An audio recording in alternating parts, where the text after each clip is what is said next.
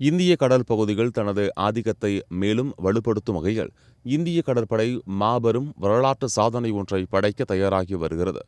இந்தியாவின் தற்சார்பு கொள்கைக்கு மகுடம் சூட்டும் விதமாக உள்நாட்டிலேயே முற்றிலும் நவீன தொழில்நுட்பங்களுடன் வடிவமைக்கப்பட்ட தரகிரி எனப்படும் அதிநவீன போர்க்கப்பல் இந்த வாரம் இந்திய கடற்படையில் அதிகாரப்பூர்வமாக இணையவுள்ளது. வரும் ஏப்ரல் 3ஆம் தேதி விசாகப்பட்டினத்தில் நடைபெறும் பிரம்மாண்ட விழாவில் பாதுகாப்புத்துறை அமைச்சர் ராஜ்நாத் சிங் இந்த வலிமைமிக்க போர்க்கப்பலை அறிமுகப்படுத்தவுள்ளார். ப்ராஜெக்ட் 17A திட்டத்தின் கீழ் உருவாக்கப்பட்ட 4வது கப்பலான இந்த தரகிரி சுமார் 6670 டன் எடை கொண்ட ஒரு பிரம்மாண்டமான படைப்பாகும்.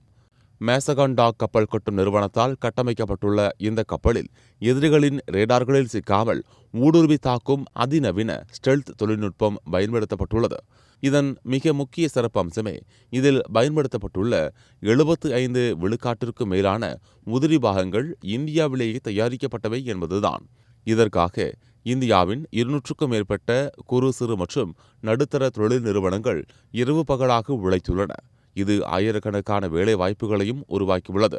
போர்க்காலத்தில் மட்டுமின்றி பேரிடர் மீட்பு பணிகளிலும் ஈடுபடும் வகையில் பல்துறை திறன்களை இந்த கப்பல் கொண்டுள்ளது. எந்தவொரு சூழ்நிலையிலும் நீண்ட தூரம் பயணிக்கக்கூடிய திறன், ஒளியின் வேகத்தை விட வேகமாக சென்று தாக்கும் ஏவுகணைகள், வான்வெளி தாக்குதல்களை முறியடிக்கும் அமைப்புகள் மற்றும் நீர்மூழ்கி கப்பல்களை வேட்டையாடும் தொழில்நுட்பம் என இது ஒரு முழுமையான நடமாடும் இராணுவ தளமாகவே செயல்படப் போகிறது.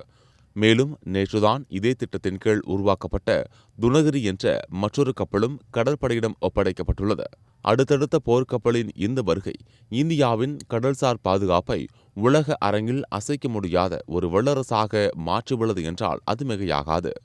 Giriya's Summer Sale. Buy any AC and get free 2 nights, 3 days holiday package.